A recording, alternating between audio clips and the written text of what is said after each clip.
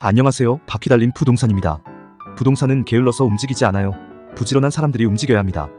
오늘은 상가 임차인의 계약갱신 거절 통지에 대한 대법원 판결에 대해서 알아볼게요. 상가 임차인이 계약 만료 하루 전에 갱신 거절 통지를 해도 계약 해지가 가능하다는 대법원의 판단이 나왔습니다.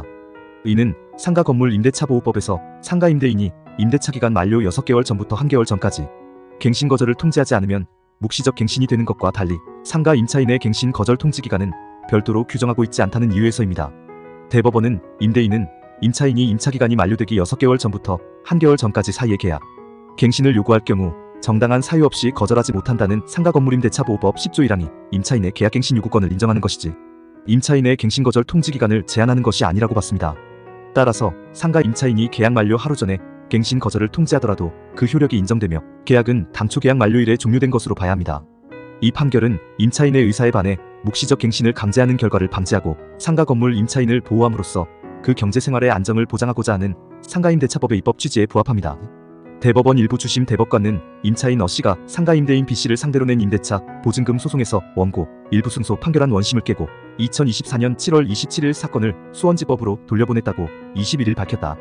임차인 어씨와 임대인 B씨는 2018년 12월 31일부터 2020년 12월 30일까지 보증금 3천만원, 월세 180만원의 상가 임대차 계약을 맺었다. 임차인 어씨는 계약 만료 하루 전날인 2020년 12월 29일 계약갱신을 하지 않겠다고 B씨 임대인에게 통지했다. 이에 임대인 B씨는 최소 한 달 전에는 갱신 거절 의사를 밝혔어야 한다며 보증금을 돌려주지 않았다. 이에 따라 임차인 어씨는 보증금을 달라며 소송을 제기했다. 쟁점은 계약이 묵시적 갱신에 의해 연장됐는지 여부였다. 1심과 2심은 이를 인정했다. 계약 만료 한 달 전까지 양쪽 모두 갱신에 대한 의사표시가 없었기 때문에 자동으로 계약이 갱신된다고 본 것이다. 따라서 계약 거절 통지일로부터 3개월 후 효력이 발생한다는 조항에 따라 임대인 B씨가 임차인 어씨에게 보증금에서 3달치 월세를 제외하고 돌려주면 된다고 봤다. 그러나 대법원은 임차인의 손을 들어줬다. 현행법상 묵시적 갱신은 임대인의 갱신 거절 또는 조건 변경의 통지 기간을 제한했을 뿐 임차인에 대해선 기간에 제한을 두지 않았다. 임차인의 갱신 거절 통지 기간은 제한이 없다고 봐야 한다고 판단했다.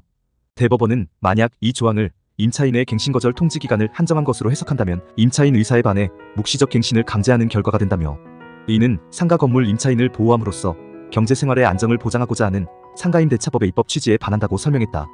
마지막으로 상가 건물 임대차보호법 약칭 상가임대차법의 법률 규정을 살펴볼게요.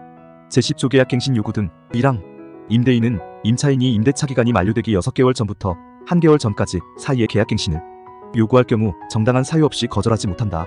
다만 다음과 코의 어느 하나의 경우에는 그러하지 아니하다. 1. 임차인이 3기의 차임액에 해당하는 금액에 이르도록 차임을 연체한 사실이 있는 경우. 2. 임차인이 거짓이나 그 밖의 부정한 방법으로 임차한 경우. 3. 서로 합의하여 임대인이 임차인에게 상당한 보상을 제공한 경우. 4. 임차인이 임대인의 동의 없이 목적 건물의 전부 또는 일부를 전대한 경우. 5. 임차인이 임차한 건물의 전부 또는 일부를 고의나 중대한 과실로 파손한 경우. 6. 임차한 건물의 전부 또는 일부가 멸실되어 임대차의 목적을 달성하지 못할 경우. 7. 임대인이 다음 항목의 어느 하나에 해당하는 사유로 목적 건물의 전부 또는 대부분을 철거하거나 재건축하기 위하여 목적 건물의 점유를 회복할 필요가 있는 경우. 8.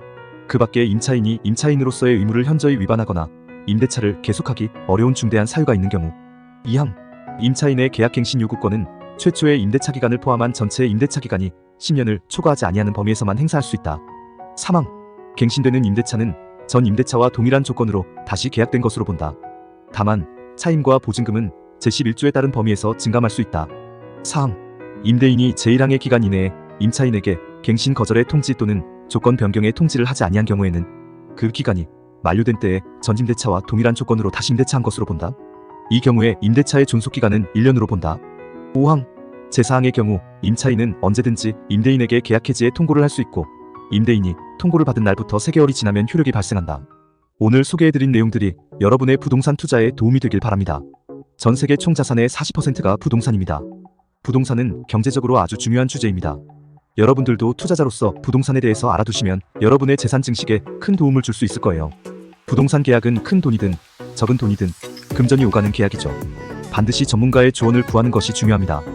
다음에는 더 재미있고 유익한 주제로 찾아뵐게요. 구독과 좋아요, 알림 설정 잊지 마세요. 감사합니다.